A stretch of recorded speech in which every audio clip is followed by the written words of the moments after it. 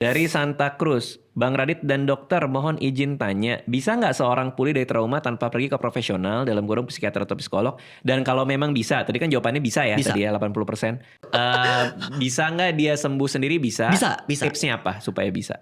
Gue boleh ngomongin teori agak dalam gak nih Bang? Boleh dong. Boleh ya? Boleh sikat. Ada banyak penjelasan, cuman gue lagi pengen ngejelasin versi otak nih ceritanya. Oke. Ini ilustrasi yang sering banget gue pakai. Bang, ini apa Bang? Itu gelas. Oh tahu?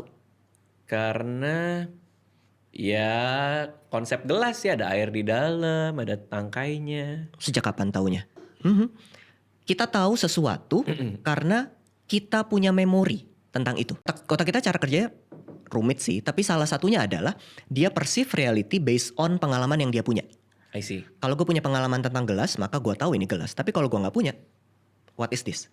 Nah, otak kita tuh nggak peduli-peduli banget sebenarnya data itu benar salah atau data itu nyaman nggak nyaman, nggak peduli. Ada data dipakai buat perceive reality, udah. Nah, trauma adalah ada data yang kesimpan di kepala kita, muatan emosinya nggak nyaman. Kalau dia dipakai buat perceive reality, buat lihat realita, rasanya nggak nyaman. Oh, I see. Ngerti maksudnya? Iya. Jadi memorinya tuh nggak enak, dipakai buat ngelihat realita yang sebenarnya mungkin netral. Jadi nggak enak. I see.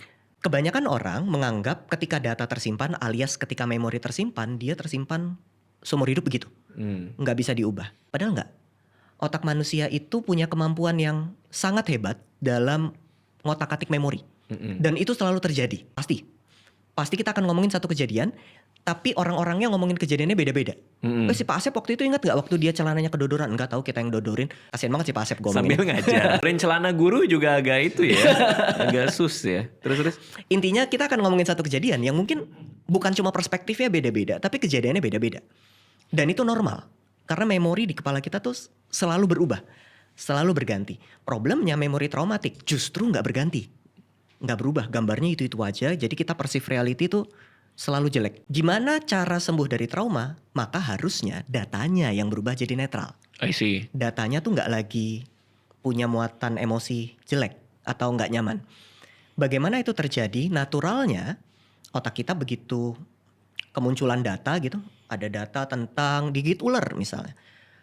Lalu ternyata pas saya lihat-lihat, saya tenang-tenang, oh ternyata tuh tas motif ular. Maka pengalaman perbedaan tadi harusnya akan membuat data yang di belakang tuh meredup. Oke. Oh enggak loh. Lalu melihat pengalaman ular lain, oh ternyata cuma boneka ular, meredup. Redupan itu terus-menerus yang akan membuat muatan emosional dari memori tadi menghilang. Dan begitu menghilang kita sembuh.